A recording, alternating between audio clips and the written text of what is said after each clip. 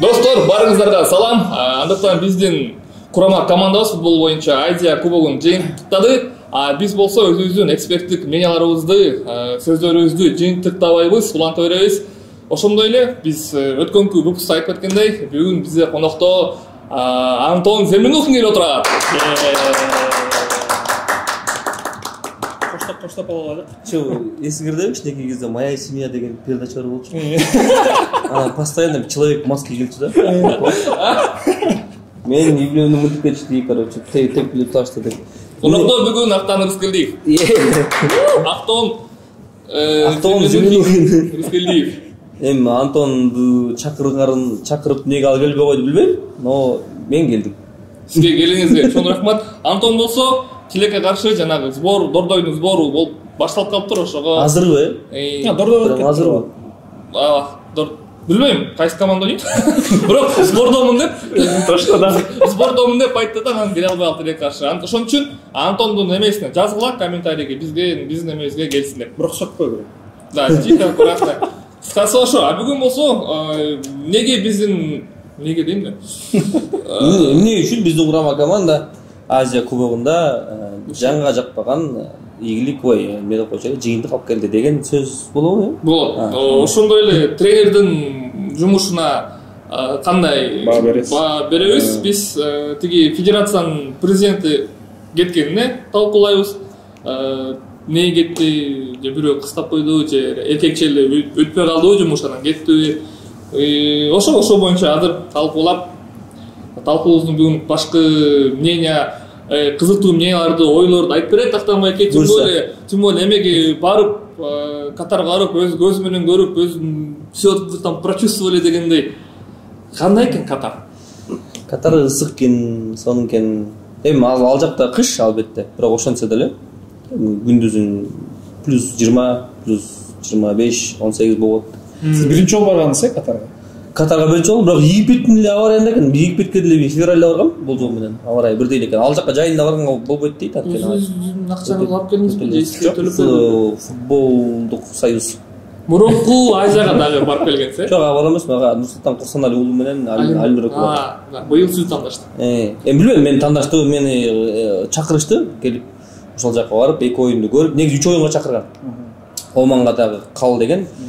Бирок мен Амкал менен ойногум келип, Амкал Казакстанда биздин өзүбүздүн командабыз турнирде болгондуктан, анан экинчи турдан утулуп калганда бир сыйра өкүндүм туята.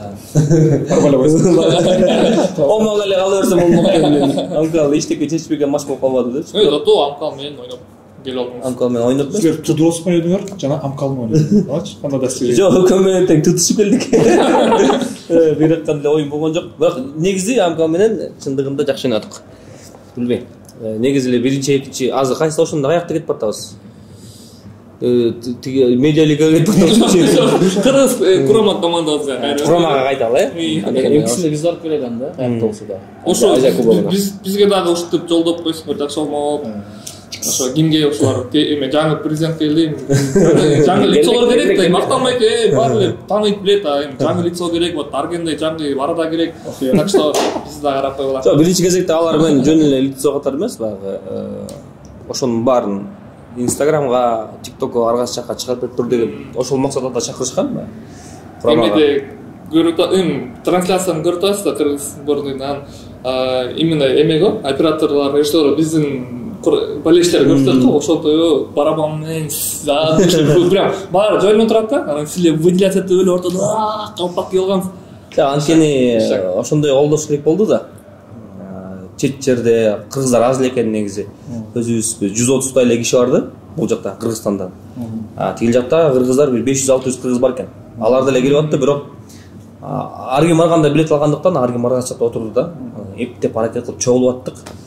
Айрыкча тиги саудиттер менен болгон оюнда 35.000 кишиге каршы болдук да. Кыргыздар канча калды? Ашып кетсе 150-200. Биз 300 спартанцев болдук. Кичинекей кучка. Тилер болсо биргилеген стадион. Алардын дагы репертуары дагы көп экен, кенен экен да. Биздики алга кыргыз, эй менен Кыргызстан. Анан ак терек, көк терек болсо алардыкы эмес, репертуар.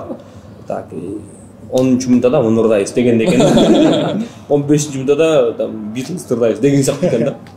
Ошондуктан аларды бирок уккан эле жокпуз. Анткени биз өзүбүздүн жанагы үйлүү болгон жерибиз аябай шаңдуу болгондуктан ал күнү бизге өзбек туугандар да келип жардам беришти.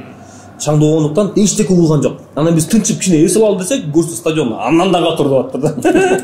Биз аны укпай эле өзүбүз эле катуу. Анан маданият министри да барган. Анткени ошол учурда деген Кыргызстандын маданият күндөрү болмокта, эксподочу. Анан маданият министри барып, ошол биздин аттуу баштуу аксакалдар дагы ошол VIP ложада отургандыктан айтыптыр да, көрсөтүптүр да. Маданият министринечи карачы тетигилерди. 5-6 кишини карачы, 5-6 кишини. А могул стадионду карагачы килген. Ушул кичинекей кишилер ушунун баары менен тең тайлашып, ушунун баарынын ооздорун жаап катуу кыйкырып атышат моголар үчүн. Бирок биякта канча 9 эле депчи. Негизи кайсы оюнда биздин Курама командасынын эл көп болду. Биринчи оюнда Таиланд менен как будто зал поле толбой эле. Жок, ал Таиланд менен стадиондо эле эме экен, кандай кичинекей. Бирок бизге деле ошондой, бизге негизи ошондой стадиондо эле жетмек да. Кичинекей экен, бирок чындыгында инфраструктурасы сонун заманбап стадион, таңга катылган стадион. Стадионго жараша биздин командабыздын оюну жүрүшпөй калды деген оюңуз жокпу? Кичинекей стадион Таиланд менен жаман ойнодук. Чоң стадиондо жакшыраак ойнодук. Балким стадиондагы. Таиланд болгону аябай күчтүү даярдап келишиптир да, чындыгындачы. Так ушул кубок үчүн, ушул чемпионат үчүн аябай катуу даярданышканбы? Айтор Таиланддын Курама командасы таң калтырып атты да. Биздикилер мисалы үчүн Аргентин деле билет. Дарбазадан топту баштап, анан вараттан түбүнө жекки чекти, бир 15 секунд кетип атса, алар 3-4 секундда жетип атышты да. Бат кыймылдашат. Аябай бат кыймылдашат, чарчабайт экен, таптакыр бат кыймылдашат экен. Анан чечимдерди бат кабыл алышат экен. Бат бир да топту кармаган жок да, топту алды, дароо берди. Топту алды, дароо берди. Биздики болсо топ тимдегидей эле бирөөнү алдайм деп. Эпке алдап экинчисине берчекти, аны баса калып эле Айтор ушинтип атты да. Анан Таиланд болгону таң калтырды. Балким орустарда сөз бар го, недооценка. Балким биздин Курама Таиландбы? Таиланд Енді айтып попробуем депчи. Ошентип чыкты деп ойлойм. Ошентип чыкты. Недооценка. Мен да көрүштү, рейтингде көрүштү. Таиланд ылый турса, анан как будто бы ушуларды эми ута албай калыптырбыз деген сыяктуу. Анан биринчи кезекте биздин командага тажрыйба жетишкен жок. Анткени 4 жыл мурун ойногон оюнчулардан ашып кетсе бир 2-3 эле бар да курамдачы. Мусабеков, Гүлжигит, Козубаев. Гүлжигит жок болчу. Орукку Азияда. Жок беле? Жок болчу. Кайрат, Козубаев, Фаркат Мусабеков. Беримхан жүрдү, эми ал тренердик штабта да. Гүлжигит жок болчу. Тажрыйба жок болуп калды бизде. Балдардын көбүнчөсү жаш экен. Анан мен оюнчу ортодо лидер жок болду окшойт. Макул, бир нерсени айта кетейин, там чабуулда Мурзаев жетишкен жокпу же тандалып калды дейсиңби Мурзаев үчүн? Эмне үчүн алган жок аны? Эми ар кандай эмиштер чыгып атат, ар кандай эмиштерди угуп атам. Мурзаевди баягы акыркы 15 минуттага же болбосо акыркы жарым саатка деле чыгармакпыз деп чакырыштыр, бирок Мурзаев жок, мен биринчи мүнөттөн баштап ойношум керек деген сыяктуу ошентип барбай койду деген эмиштерди уктум. Өз сөзүнөн уксак менен чакырышкан жок дешти. Анан бирок Мурзаев өзү айтты мага эмеге жазды да, биринчи оюндан кийин Таиланддан кийин баарыбыз кайгырып атканда Мурзаев мага жазды, эмне деп жазды? Что было дальше? Интересно, айтып бериңиз. Өзү жазды, мен баягы болельщик болуп барабан чертип атканын көрүп, Бактан сага рахмат, өлө катуу жакшы колдоп атасың деди да. Анан мен айттым, чындыгында силерде болгон тажрыйбалуу кийчинсен, тажрыйбалуулар жетишпей аткандай болду десем, мен тренер албай койду. Мен бир айда ушунчалык физикалык жагымды күчтөндүрүп туруп анан бармакмын. Мен ал жактан таптакыр эле жерди тешсем дагы жутунуп ойномокмун дегендей мага жазды да. Ойлонуп койдум, бул жерде эми албетте жанында отурбагандан кийин тренер менен тиги Мурзаев Мирландын ортосунда эмне сөз болгонун билбейбиз. Бирок эми болор болду да. Болгону Мурзаевтай болгон мындай, кандай десем, дядька деп коет го. Ошондой бир жетишкен жок чындыгында. Оюнда байкадыңызбы, биз телевизордун артынан көрө албай калдык. Биздин Курама команда ойноп атканда баары унчукпай ойногондой сыяктуу болду да. Мындай бирөө жокта кырып, пас, така, мага бер, чурка. Лидер жок болду. Лидер баягы эми көрсөтүп турган, айтып турган, бүт барына багып берип турган жок дегенде бир экөө болуш керек да, мисалы үчүн. Жок дегенде бир экөө, чабуулда бирөө болсо, коргонууда бирөө, бири-бири менен баягы. Анда болгон жок чындыгында. Бирок билбейм, биз жакта Кыркыбаевдин баарын уккан жокпуз. Болгону химия жок болду да. Курама команда биринчи оюнда. Анан биринчи оюнда бүт баары утулдук. Анан Берхат Азамат запаста отурган оюнчулардын баардыгын оюндан кийин дагы чуркатып да баягы. Тонуста болуп турсун дегендейби. Тренер. Оюндан негизи 90 мүнөттөн кийинби? Ооба, оюн бүтүп элдин баары тарап бүткөндөн кийин. Мен акыркылардан болуп калдым да, бүт баарын карап аттым да, эмне кылып атышат. Курама келип бизди баягы ыраазычылык билдирип кетишти. Оюнчулар анан запастагылар чуркап ачты. Беговые упражнения деп коет го. Ошол учурда мен кыйкырганым бар стористерде. Жигиттер, башкаларды көтөргүлө, ишти кобойт, выше нос. Алар деле түшүндү окшойт да. Саудиттер менен оюнга келсек, алар деле түшүндү. Биз ушулар үчүн ойношубуз керек деген сыяктуучу. Анткени чындыгында стадиондо кичинекей болсок дагы, анткени биринчи оюнда ар бирибиз арга жакка чачырап кеткен болчубуз. Экинчи оюнда баарыбыз түшүнүп анан чогулуп алдык да. Чогулуп алганда кандай биздин жаныбызга саудиттер, башка германдар келип атканда билеттерди көрсөтүп, биздики тияктагы ушакка барыңызчы деп сүйлөшүп атышты. Местный катардагы биздин кыргыздарчы сүйлөшүп алар тияка кетип атышты, өзлөрү биз жакка келип атышты да. Анан жанагы эме болуп го, машыгуу башында тренировка, предматчевый тренировкага чыкканда биздин курама команда биз жакка келип ошондо сезишти окшойт да. Кичинекей жанагы 300 спартанцтай болгон, эле барабандар менен катуу кыйкырып атсак, ушулар үчүн ойнойбуз деп, мына карагылачы деп. Анан жаш балдар күйүп кетишти. Күйүп кетишти дегенде ани деп коюпсуз. Ал эме да, ал деген переизбыток вот этого желания, переизбыток за страну деген. Ты там желамен деп турганан слишком болуп кетип ашырышты да. Мисалы Айзарды ошондой эле болду. Мен ишенем, Айзар 5 жылдан кийин ошондой учурда бутун алып коймок, мисалы үчүн. Тажрыйба келгенде. Бутун алып коймок, аягына чейин бутун сунбайт болчу. Мерит болсо да аны деле көрдүк, билбейм, мен центрде ошондой баягы одоно эреже бузуу болуп атса, билбейм, кандай болуп калат. Алар өзлөрү да түшүнүп атат, ушунчалык ката кетирген. Бирок мен мисалы үчүн мен ката кетирсем болот да, ошондойчу. Мен анткени баягы Криштианодай чалганбы? Мен айтсам, бул келесе да, да, бул футболист эмес деп айтса болот да, бирок мен профессионалдык футболчулар ошондой атса, анан өлкөсү үчүн оюн учурунда бирок саудиттер менен чындыгында ар бир оюнчунун көздөрү күйүп турду. Анан биринчи оюнда мен оюмча Мишинка жетишкен жок. Мишинканын жанагындай каалоосу, жанагындай болгон күчү жетишкен жок. Биринчи оюнда мен оюмча Батыргановго жетишкен жок. Анан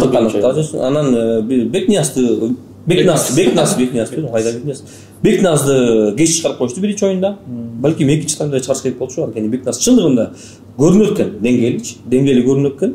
Креатив ката жагынан, пасты берүү жагынан бүт пастарды таамай, анан чечимди да башкача чыгарат да. Эртерээк. Бекназ Азамат чындыгында Бекназ Козубай чакшы ойноду, эме менен, саудиттер менен. Анан эми Токотаев гол чакшы керек. Токотаев болбогондо чындыгында биз бир нерсе кошуп кетейин. Токотаев жанагы бизде элемелер да, баягы кыйын моменттерде чыгарат да топторду, анан жөнөкөй моменттерде ашык болуп коет. Анысы бар. Ушундай бар го. Анысы бар. Эми бирок Токотаевдин жанагындай ишенимдүү оюну коргоочуларга, анан жарым коргоочуларга, анан чабуулга негидир өткөн жок да. Өтөт го. Мисалы үчүн мен баягы мини футбол ойногон барып калам да. Өзүнүн достору менен элечи. Анан ошондо чабуулда жүргөн балдар мынте берет да, мен баягы коргонууда ойноп аткандачы. Сиз бар да дейт да. Сиз бар да, биз так артта ойлобойбуз дейт да, мисалы үчүн. Сиз бар да. Чын. Мен ойноп көргөм. Покажу деп. Анан биринчи кезекте эми баягы жаш, балким улуу катары мамиле кылып коргоо чабуулга келаткандар кичине сестенип балким. Экинчиден мини футбол ойноп атканда эми чындыгында аягына чейин ойногон сапаттар болот да. Ошон үчүн баягы коргонуудагы ишенимдүү ойноп аткан оюнчулар чабуулдагы оюнчуларга чындыгында баягы күч берет. Эгерде дарбазачың ушунчалык күчтүү болуп атса, мисалы үчүн көп эле курама командалар бар.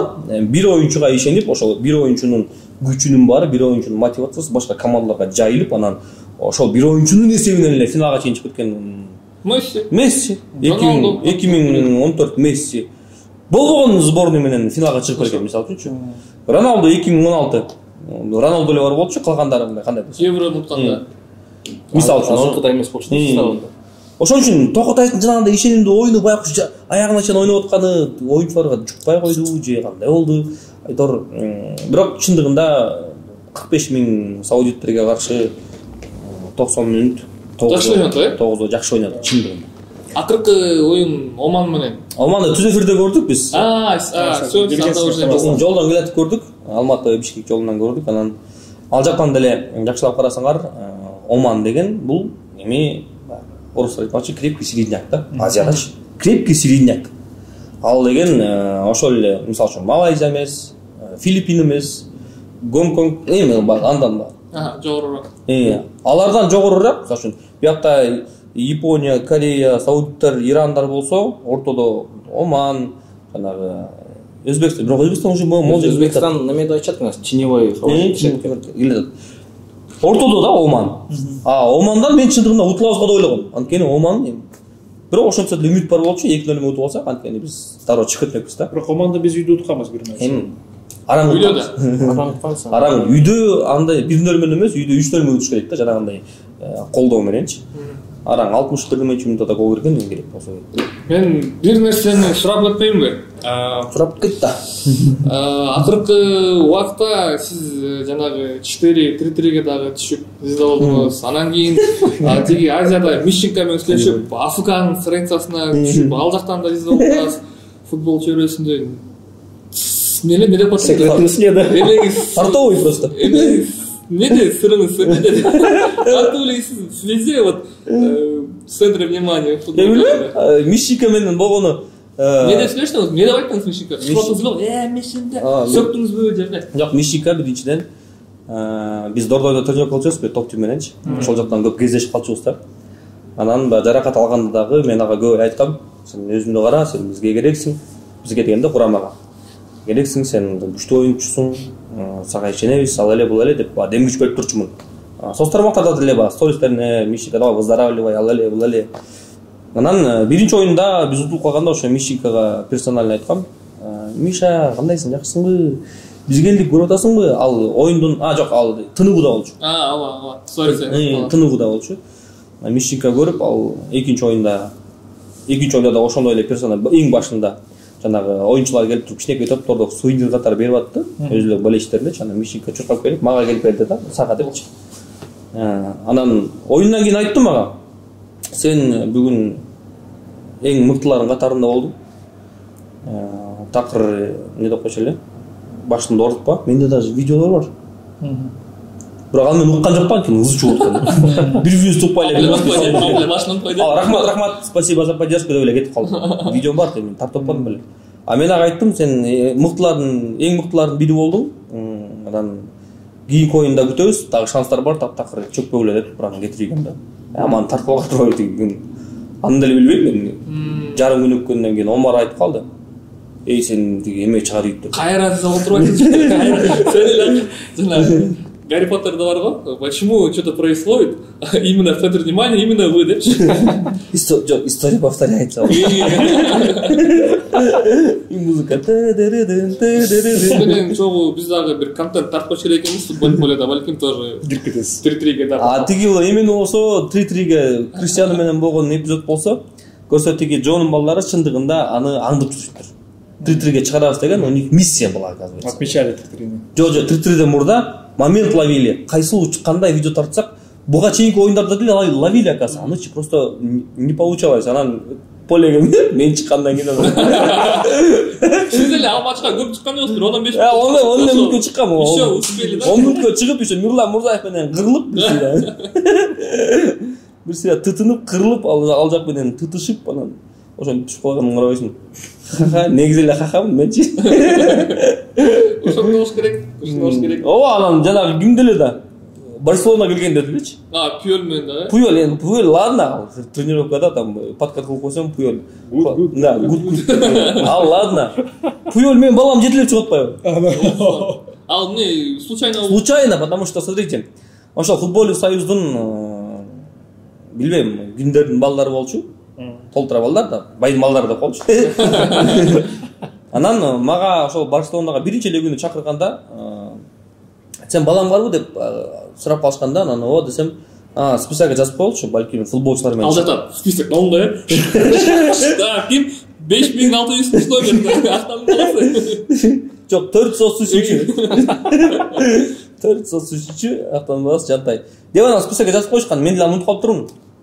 Чыкса чыгарып калат дейм, болсо болду деп койгом да, эми Барселона менен как это так деп койгом да, мага жөн эле эме болчу. Ладно, хотя бы айтып койгонуңарга рахмат деп койгом да. Анан нет, биз Яллабадта жүргөндө бияка жазып тур, келчегиме жазып, репетицияга келе деп тур, анан Спартак репетицияга келсе, почему-то экинчи репетицияга чакырбай коюшту.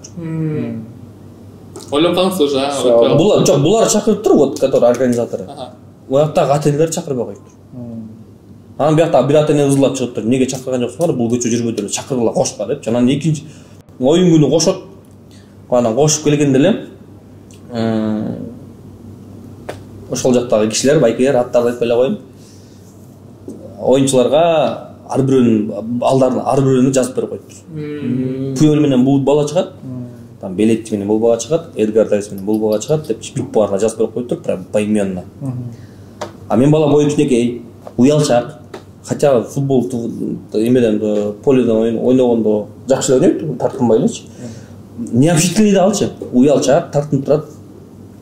Бою кичинекей, анан балдар тизилип турат да. Жанагы эмедечи, эмне деп койчу эле, по трибунном помещению.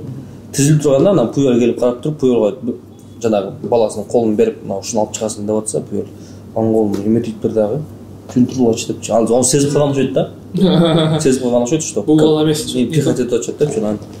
Тегде бурштап турган мен баламды беркел деп чакырып анан. Чакырып анан мен деле багы аны тартып алгандагы эмеси бар да. Карабайсыңбы? Бүт прессанын баарын жиберип атышат эмегечи. Как его там? Кайсы баланы ал деп? Жок. Сүрөт видео тартканга только жанагы прессанын эмелерин кийгендерди чакырат экен да. Аккредитация алган. Манишкалар кийген. А прессалардын эмелери, как его там, манишкасы күрөң болчу. Күрөң менен жашыл болчу да. А мен ошол күнү күрөң футболка кийип жүргөм. Анан мен кантип өттүм дебейсиңер ошол жака тартып тургангачы баламды. Так, охранниктер турат да толтура, бүт баары ККМБ, там Собур-Мобурдун жигиттери.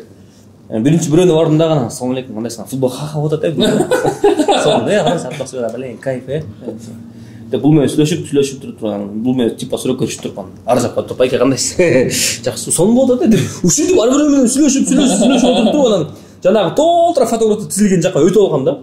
Эч ким байкаганда деле болгон жок, бирок мен схитрил, потому что мени кое бербей коюшкан ал жаккачы, сенин эмең жок деп. Пресса деген эмең жок экен деп, анан мен еще колумда микрофон бар болчу. Я веду деген сыяктуу. Сен кимсиң деп өткөрбөй коюшкан да. Даже если ты ведущий деп. Анан ошентип акырындан уже тигилер охрана акырын бияка кетип калганда анан ар бирөө менен сүйлөшүп, технично сүйлөшүп отуруп, болбосо матч башталып атат. Азыр баламды көрбөй калышы мүмкүн, тартпай калышы мүмкүн. Анан ойлодум мен, наверное, где-то там тиги таптакыр таанылбаган бир ветеран менен чыгат окшойт, аяк жагына депчи. Жүрөгүм түкүлүп атат. Анан биринчи бирөө чыкты. По-моему, Гойко еще чыкты ошол. Анан кийин Белетти чыкты, андан кийин Пуел. Я такой, блин, мен балам келди, калсындап калдым вот так вот. Отуруп, я в шоке эле, тартып унутуп калдым. Бирок бүт фотографтарга, тартла мен баламды бүт баарын айтып атам. Ар бирөөмө. Тарт. Мен тааныгандар 2 жолу болчу да. 2 жолу болчу, мен тааныгандар. Сен тарт, сени алып алам, тарт. Бүт баарын тартып алдым, кечке ошол жерде отурдум до конца тигилер. Кечке Садыр Нуркожоев сүйлөдү 15 мүнөт. Бир нерселер болду, ошонун баарын тартып отурдум. Бүттү кетип калды. А потом эртеси күнү Барселонанын формасын берген да баламачы. Ошону сурашты. Төлөдүкмү ошондо? Жок, төлөмөс жанагы. Не, жөлөне футбол. Голбой футболка беришкен бүт баарына. Ошол футболканы алып келип бергиле дейт. Это неудивительно. Сборный форма ошондой экен, ойноп кайра берет экен да. Маскиге чейин берет. Анан эми сатып алышкан ошото ошонун баарынчы. 5000 сомдон тегерек болот деп я такой. Бердиңерби? Жок, эч жок. Анткени мен ал күнү деген ал баламдын футболкасын алып туруп, эми тетиги легендаларга футбол кол койдура албай калгам да. Бирок Сервер Жипаровқа қол қойдырғам, Өзбекстанның легендасы. Давид Лорияға қол қойдырғам, Қазақстанның легендасы. И біздің Немаджан Акаға қол қойдырып, и плюс еще кто там был? Смаковқа қол қойдырғам, Смаков же был, да. И короче ошол кол койдуруп анан сувенир катары алып койгомдон айттым тилерге, мунун баарын мен булгап салгам уже. Бере албайм мен. Кол койдуруп кечирип койгом. Энди мен айтайын дедим эле. Тажрыйба жок деп атпайбызбы биздечи. Бирок жана эң жаш курама команда үчөндөбүз да биз. Бирде Индонезия экен, экиде Тажикстан экен, үчтө биз экенбиз да. Тажикстан ошондой состав менен чыгып кандай болуп калат. Деңгээли еще биз менен бирдей эле. Жок, тажиктердин Жок, маштыруучусу канчадан бери маштырат экен. Ошол дагы чечип да. Биздики жарым эле жыл болду биринчиден. Менин оюмча Кристинин аягына чейин чыгарыш керек болчу. Азияга чыгардыбы? Чыгарып туруп анан эгерде Кристинин ушундай жыйынтык алып келе турган болсо, результат аны кетирсе логичный болмок да. Сен болбой калдың, бажа алса деп кетирип салса болмок. Кристинини кетирип атканда, алар Кристинин интервьюларын бүт баарын көрүп чыккам. Тарынгандай болуп аткан да. Сүйлөгөндөр да. Ну чё, вы же понимаете, деп чындай тарынгандай. Ошон үчүн Кристинин аягына чейин калтырыш керек болчу. Ушу Азиянын аягына чейин чыгарып, ошондо балким Кристинин тажрыйбалуу дегендердин өздөрү айтпады жакында, мен деген возрастка карачы бөлүшмөсүн дейт. Балким Мурзаев ойномок, балким жанагы Айтор Кристинин калса, анан Азиядан кийин анан Таркович алса болмок деген менин оюм бар да. Бирок көбүнчөсү эле эмелер топтолуп кеткен да, жаман комментарийлер. Кристин убагында келди, жаңылаш керек команданы деген. Жок, андай. Балким ошол менен эме федерациядагы. Ал дүйнөлүк тарыхта деле, дүйнөлүк практикада деле көп эле болгон да. Ошол эле чемпионат Европага же болбосо мирага бир тренер чыгарып, анан алдында өлтөп салып, анан тиги тренер кайра андай көп эле болгон. Болгон жарым жыл кичинекей эле срок да. Кичинекей эле срок. Жана кыргыздарда жакшы сөз бар, ашууда ат алмаштырбай деген. Туура. Ашууга чыктыңбы, ат алмаштырбай, андан ары түшүшүң керек да. Ошон үчүн мен билбейм, Тарковичтин деле баягы результатын. Анан дагы бир минус, Тарковичтин дагы бир минусу. Таркович де. Штефан Ака де.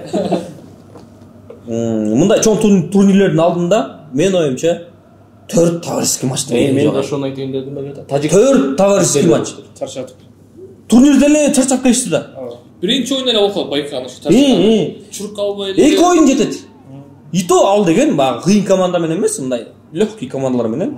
Жөн эле баягы тактикаларды, кто что способен көрүш үчүн, кандай тактика менен ойнойбуз, ким кандай физический состояниясы кандай, ошону көрүш керек, көрүш үчүн эле да. Биздин тонусту көрүш, биздики 4 матч, 4 матчта сыгылып калса да, сок жок. Еще кыйын командалар менен ойнойт. Кыйын командалар. Ошол эле Тажикстан бир эле Гонконг менен ойнойт көптөр, 4-январда бирде эле. Биздикилер 4-төнөт. И то Өзбекстан. Үчөөсү кыйын команда да. Өзбекстан бар болчу, Сирия. Отдельный турнир болуп кетти го. Кафа да. Турнир Кафа. 1-2 матч болмок дагы, анан жанагы күчтүн баарын подождите, тияктан покажите деп туруп ошол жактан чыгаш керек болчу деп, муну дагы мен минус катары билем да. Мен деле ошону айтып атам. Анткени башка командаларды карап чыктым да мен да, чаттан карасам бирден экиден эле жолдошуп кетишип көрүшүптүр да. Биздики эң көп биздики 4-төнүн 3-өө кыйын команда. Дагы бир маалымат бар. Кээ бирлер жанагы сборго кеткенде 20 күн примерно экен, 30 күн, а биздики 40 күн болуптур. Мага тоошто ошо көлдөн даярданышкан. Көлдөн келип эле кайра сразу Дубайга 40 күн сайын тренировка, потом товарищеский матч, а потом уже дагы бир эме уккам, эми ушакпын, имишпи. Ошо курамада ойноп аткан балдардын баары бизди көбүнчө физикалык көнүгүүлөр көп болуп чарчап калабыз деген да. Ошонун айнанда травмалар болуп кийчин Эрбол Атабаев. Мисалы үчүн. Эрбол эч ким жок. Ахматалиев. Мирбек Атабеков да койду. Балким Таркович биздин игрокторубузга ишенип ойлосо керек да, типа жакшылап даярдаш керек, жакшылап ойнош керек, күч топтош керек деп түшүнбөй калган. Или менталитет. Балким бул эме болуп атпайбы, кичине европейский менталитет болуп атпайбы. Анын машыктары физикалык жактан өтө кыйын болот. Биздикилер даяр эмес болчу. Балким ошол да. Балким Европанын бир командасы даяр болмок, мисалы үчүн. Кыскасы ушундай. Эми Таркович жарым эле жыл иштеп атат. Дагы убакыт бериш керек, анткени алдыдагы жайга чейин контракт бар экен дагы, анан алдыдагы оюндарды Таркович даярдайт. балким ошол жайга чейин ошол учурда анан дагы эле ошондой болуп атса анда Таркович, Штефан. Акыркы интервьюсу эмеден кийин, Азиядан утулгандан кийин мен келгенде курама команда башкача ойной баштады дегенге кандай карайсыңар? Аны футболисттер да айтып атат. Калсын деп мен мисалы үчүн Козубаевдин интервьюсун көрдүм, анан Токотаевдин көрдүм да. Экөө тең айтты да. Экөө тең асылган оюнчулар да. Бирок бир чети действующий тренерге каршы да эчтеке дей алышпайт да. Может кеткенден кийин менен иштеши мүмкүн, бирок алар азыркы факт сүйлөштү. Калсын, биз колдойбуз деп атышат да. Вот өткөндө Арген башта айтып аткан кечке эле Европанын футболун алып бериш керек деп. Биринчи жолу тренер келди, эми европейский футбол келет деп. Сиз ошо кошуласызбы же сизде кандай оюңуз бар? Аны деген европейский футболду кызга алып бериш үчүн эмне кылыш керек? Аны деген көп нерсе. Аны деген 7 жаштагы балдардан башташ керек. Ошолорго, жаш балдарга. Мен айттым, спортунан башталбайт да. Академия футболу бизге өнүктүрүш керек жаш балдарга. Жаш балдардан башташ керек аны бар. Жашыл укпайсың. Айтканбайсың, көрүп чыгат. Жаш балдардан баштап ошолорго жанагы европалык футболду, ошолордун кандай десем, менталитетин деп эле коеюнчу, бирок ошолордун баягы футболго болгон сүйүүсүн, анан каалоосун, физикалык баардык нерсеси барын акырынан питаниясын, ошонун баарын акырынан алып берсе, анан ошондо өсүп чыгат да. Мисалы үчүн Тамырлан Козубаев мен ишенем, ал деген убагында кукс жеп чоңойгон да мисалы. Же болбосо ошол эле Токотаев кадимки эле кырында чай менен нан жеп эле чоңойгон мисалы үчүн. Тренировкадан чыгасың, лепешка, майонез жушесиң. Ошо менен питание болот. Вот действующий типа профи. Бельгия мисалы үчүн бир муун аябай катуу чыкты го. Алар ошо 90-жылдары жаңы программа ойлоп таап, бүт региондорго мини футбольный немелерди ачыптыр да, полелерди. Анан жаңы программалар киргизиптир да. Анан бүт бар ошо поколениянын балдары экен жанагы. Де Брюйне, Азар, Лукас. Германиянын деле поколениясы 2006-жылкы поколениясы катуу чыккан. Эми 2010го чейин барып турган чемпион болушпадыбы? Тоже ошондой эле болгон. То же самое. 90-жылдан баштап алар 2002-ге чейин игиликке жетишкен эмес да. Кыйрат делечи. Эми ойноп жүрүштү, бирок надо что-то поменять деп анан бүт баарын акырынан баштап анан мощный поколение келип чыккан да. Биринчи ошо неме өзгөрүш керек го дейм да, мындай программач жаштарды өсүп чыгаруу. Детский футбол өнүктүрүш. Детский футбол анан айтып кетүүчү нерсе негизи эле биздин кыргыз элибиз скромный элби деп ойлоп калам да. Бүт жерде эле мисалы үчүн мен деле жаш кезде мектепте сборный ойночук да. Анан башка мектептерде алса да орус балдар көп болчу да. Анан ойнотсак байкадымда орус балдар эме да сүйлөп турат, кыйкырып, сен давай на переводи край туда-сюда, видно общается. А биздин кыргыз балдар жакшы ойнойт баары эле, бирок унчук ойнойт да бардыгы. Эчтеке дебейт. Пас берет кылат, анан тыш кетсе, түтөппейсиңби? Болду. А рабочий разговор жок бизде. Ушул унчукпай ойногондо коммуникациянын башка командаларын байкадым. Бизде деле кыргыз фристайлда ойноп жүргөндө поляда унчук ойнойбуз да мындай. Типа, теп, пас берду, бүттү. Мындай рабочий разговор жок. Поддержка жок. Биринчи ошибка болсо биз жеп салат го балдар. Замена. Жакта ойноткандан кийин всё, ничего страшного, ладно, соберись, пойдем все вместе дружно деп айтыш. Это мен оюмча первый академиядан башташ керек деп айтасыңар, туура. Ал эми жаш балдар техника, понимание, еще и эме да характер и менталитет болуш керек экен да элибизде. Ошондой элечи, кичине свободныйраак. Ошон үчүн байкасаңар, мисалы үчүн ошол эле Бекназ чет жерде ойноп келген, ошол жердин академиясында чоңоюп келген ошол эле Эрбол баары деле билинип турат да. Бар топту кантип алды, кантип тепти. Эрболдун матчтарын көрсөң, топ келет кадери баш мындай да. Топ ала элек. Уже билет ким бар. Приема карайт да. 2016-17 жылы Турцияга барып калдык да, Анталияга жаш балдардын турнири. Биздикилер эми сөзсүз утулуп келишти. Бирок эми заранее сразу было понятно. Неден биз командага кетип баратабыз да. Кетип барсак, жаш балдар жактагы Турциядагы жаш эле биз менен тең 11 жаштагы балдар тренировка болушат. Как будто солдаттар да синхронно эй деп уже видно немеси башкача. Биздикилер болсо бирөө там эме мампос жеп жүрөт, бирөө тиги ойноп, бирөө тиги оюнчук ойноп, избалованный, пофиг да отношениясы. Потом чыкты поляга чыгып биздин балдар бири-бири менен уруштурат. Пас бербейсиң, еще шаардык балдар орусча сүйлөп, тиин ано бири-бирин сөгүп ылычуу. Тигилердин командасы бирдей эле Турциядагы. Бирөө тура эмес пас берип калдыбы, типа, хади, давай деп бир чоң эле кишилер. Анан футболдун аягында биздин команда утулду. 3-0-го 4-0 утуп калдык. аягында тренер айткан жок, капитаны тиги балдардын всех заставил жүрүңөр кол беришет деп. Барып кол берип демек биздин балдарга. А биздин балдар тарынып алар, колун бербей, ноңуп эле, карасын көрсөтүп эле. А тигилер уже эме. Анын биздикилер менен эмес, мен байкадым мен. Башка 2-4 балдар ойнойт, эки команда. Бирөө утуккандан кийин бирөө балып кол берип атат, и нормально да мындай. Рахмат, тешкүр. Во, культура футболу. Бизге ал келелек азырынча. Ал 11 жаштагы эмес, даже чоң балдардан деле анда жок го культура. Утуп калса, уважение, менталитет чуть-чуть другой, да? Мындай спорить с судьей по-другому. Блин, там кайф да көрсөңчү. Чуть-чуть неге биз кандай эмес деп каласың да, до слез прям. Да, чуть-чуть. Аны албетте биринчи кезекте футбольный союз ошонун баарын ойлонуш керек. Ошон жакшы президент. Эмне болуп атабыз биз? Так. Бизде вроде кичинекей балдар полилер толтура, кичинекей балдар ойноп атышат, там, не знаю, там Гереро, там Маэстро, там топ-тоголок, там топ деп толтура эле вроде бы. Эмне болуп атабыз деп ойлонуш керек да. Көп эле жерде азыркы мисалы үчүн көп эле аталардын баардыгы балдарына чындыгында жакшы колдоо көрсөтүп бүт баарын футболго. Мен мисалы үчүн балама бүт баарын алып берем. Тиги Катардан келгенде деле бир форма, гетры, метры, стимул болуш үчүнчү. Атайын ошол Катардын жанагы чемпионат миранын рюкзагы, анан суйнер. Мисалы үчүн ошол эле азыркы биздин курама команда ойноп аткан балдарга кичинекей кезинен ушунчалык поддержка болсо, булар деле башкача болмок мисалы үчүн. На голову выше болмок да. Ошол сыяктуу эле вроде бы баары жакшы, вроде бы бизде футбол жашообузга кирип атат, бирок жыйынтык жок да, баягы эле жыйынтык жок. Демек, бүт баарынын кадимкидей жанагы Европадагы стандарт же болбосо жок дегенде Турциянын стандартында болчу. Турция алыска кетпейли. Россиянын деле стандарты жакшы, мисалы үчүн Спартактын эмеси жакшы, Краснодардын мектеби жакшы, Синиктики эле жакшы.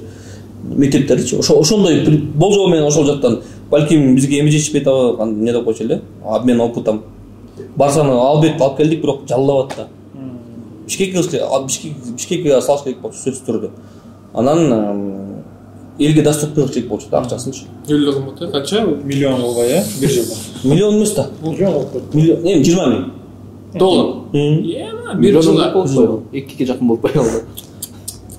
20 миң доллар, ё-моё. 20 миң. Кино берди. Ошентсе деле 20 миң это очень много. Биздин элге биздин 90% эл аны төлөп окута албайт го дейм баласы. Конечно. Конечно. Ту олигархтар эле балдар ойнойт.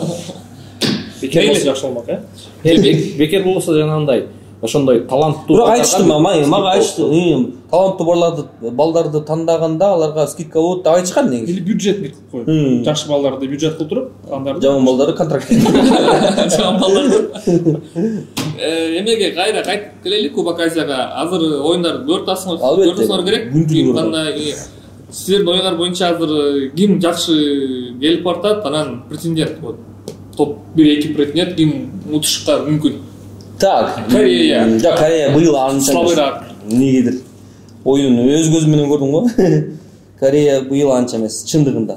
Керек болсо Малайзия менен дагы концентрацияны аягына чейин жоготпош керек болчу. 3-2 утуп атып, анан 3-3 болуп кетти. 3-3 болуп кетип атпайбы. Иордания менен деле ошондой эле болду да. Группадан деле ниче ойноо неметип барган. Ошо группада Малайзия менен Иордания менен ниче ойноо. Обычно чемпиондор ушундай го, мындай жүзөп барат то. Чемпиондор биринчи кезекте чемпиондук ойын болуш керек. Жүзүп атса дагычы. А Кореяда андай ойын көргөн жокмун мен. Баягы Германияны утуп аткан Корея жок. Баягы Япония. Жок, Кореяда уткан. Кореяда. Группадан чыгып алган. 2014, по-моему. Чемпионат мира, да? Жок, 14 жок, финалга чыккан. 18. 18. Россия. Анда дагы ошол Германияны утуп аткан баягы Корея жок да. Сон жүрөт. Башкаларда жүрөт. Баварияның защитникине. Ким вообще жиндикини. Вот это уровень, блин, аны. Живой көрүнүп. Везде и всюду, ёлки-палки, как он успевает? Вроде центральный защитник, бирок тез жакта жүрөт, анан кайра биякта жүрөт, таң калдым аны билей. Ошол азыр эң кымбат оюнчу ошол бе? Азияга 95 миллион. Вообще ты таң калдым мен. И там, и тут. Центрда жүрөт, бирок муфланг тагын өткөзүп жатат да. Анан биятындагы таскасы чабып жатат. А сон болсо мындай экен. Сон шашпайт экен, вообще шашпайт. Член арасында койдум. Зиза. Зизада мурда такой чуркабайт экен. Он просто знает, когда момент келет экен. То есть жөн эле аш келе чуркап жака бияка жүрө бербейт экен да. Эки жака Месси сыяктуу. Эки жака басып, карап анан энергиясын сактап нужный момент прям рывок. Вот это уровень экенсин да. Бирок баягы мурдагыдай уровень жок почему-то.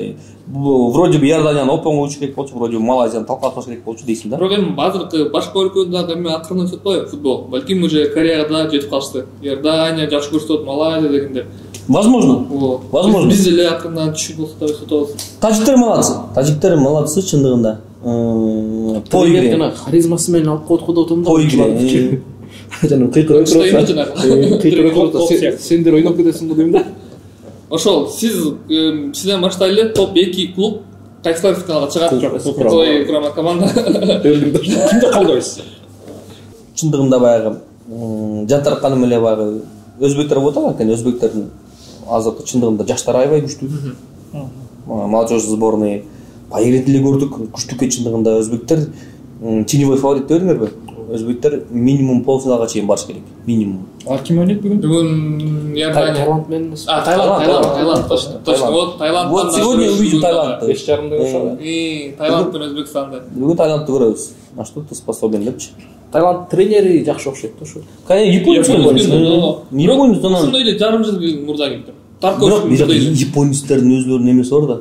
Азиатский, Азиянын эмесин билет баары. Ал башкача японецти кой, который очень работоспособный, робот, который работоспособный.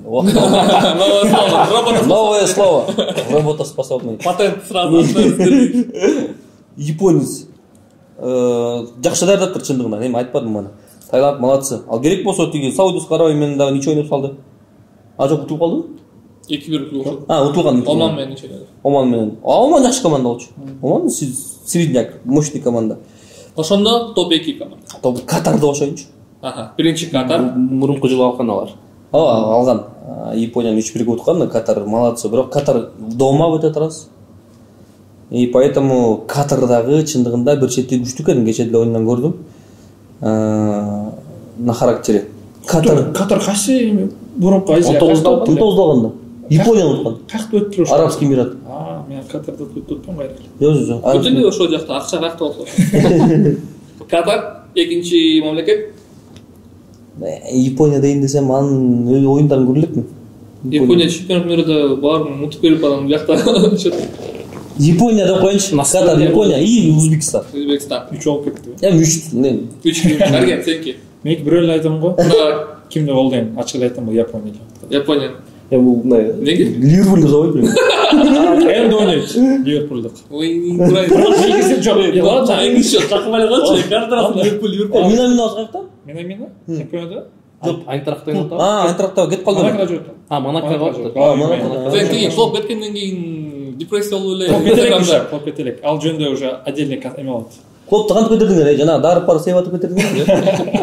Минут келгенден кийин башалып кетти. Ладно, тамаша. Жеткенде жок. Японский игрок үчүн деле эмес. Негизи эле Япониянын оюндары жагат. Эми да. В техническом плане аябай даже умный, спокойно ойносо деле баш менен ойношот. Ойлонушот. В техническом плане кыйын деп ойлойм Япония. Ладно, в физическом плане, но в техническом плане они преобладают в сборной. Мен боюнча Япония Кубок Азияны утат. Сал. Мен өзү ошо өзбектерге жан тартып атам азыр. Бир полуфиналга чейин чыкса жакшы болот эле депчи. Негизи менин оюмча ошо Катар менен Япония чыгат го дейт финалга. Катар, Япония. Кореячы? Кореяга оюндарын көрдүм анын. Кичине слабыйраак экен. Балким плей-оффто күчтөнүшөт, бирок группа пока слабо. Тайпалык оюндарды көрсөң, Кореяга чындыгында что с вами дейсиң да. Анан тажиктер полуфиналга чыгып кетиши мүмкүн. Иордания менен. Да. Эмирек, да, тоже команда мындай гигант эле эмес. Бирдей уровень. Негизи ошо сетка жакшы болчу. Кыйындардан Австралия бар го дейм ошо сетка. Австралия бар да еще. Ошол встречаны караганда Тажикстан менен Иорданияны. Таджикстан последний матч 4 матча не проиграли. Катар менен Япония финалга чыгып кеткен да. Иордания. Неге? Экөө бир сеткада болуп калды. Австралия бияк болчу да. Австралияны утуп калды. Австралия бар. Австралия. Негизи кыргыз курама кеткенден кийин че-то уже эме болуп калды. Бирок интересно болду. Бирок аябай интересно болду. Кечеги маштарды.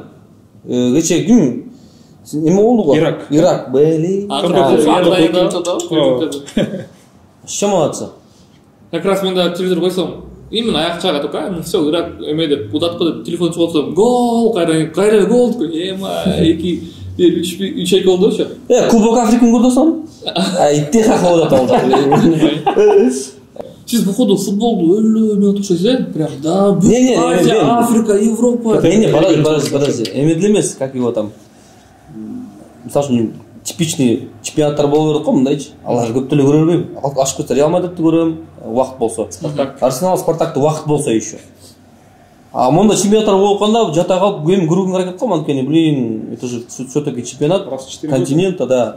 Азии, понятно, Европа менен мираны баарыбыз парус эле көрөбүз. Бирок Африканы кетти кызык болуп атат.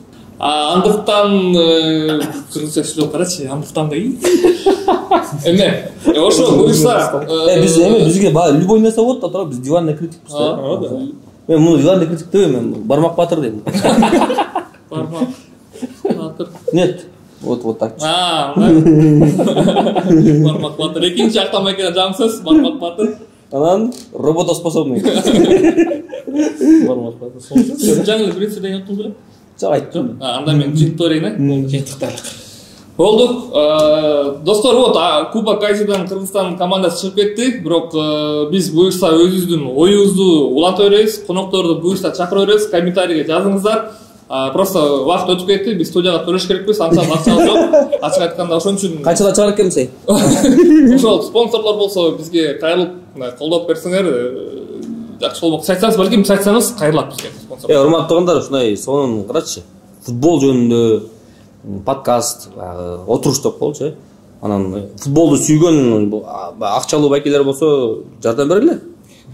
Жакшы да, ооба. Антпесе бизде футбол жөнүндө эч кандай деле контент жок, дерби эле бар. Калган эчтеке жок. Мага жакты мисалы үчүн. Келесизби? Келем чакырсаңар.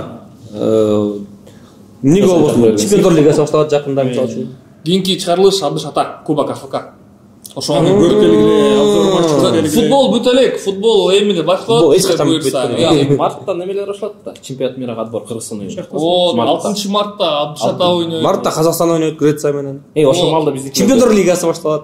Февраль башталат. Анан Кубок УЕФА, анан чемпионат, анан биздин премьер лигабызды будем обсуждать. Дордой, Абдыш Ата, Канчельский Бурасунатка келген. Топ тимди сүйлөбөй калдык вообще. Медиа лига жөнүндө өзүнчө кылыш керек. Медиа лига өзүнчө тема болсо. Давай. Жакшы болот. Анан биз ой бар, азыр биз команда менен буюрса ойлонуп атабыз, медиа футзал кылып салсак го деп. Алда жакшы нерсе. Мен как раз вы ошону көрөсүз да, чисто медиа. Профтор жок болот. Хахабот анда. Подкасттар. Ошого дагы спонсор болсо жазыңыздар, короче, футболду өнүктүрөлү. Всё, давайте. Сизге рахмат. Менде мощный подкаст, балдардан мощный подкаст. Окуй. Все, закончили. Антон Зимнохин, рахмат сизге. Антоха.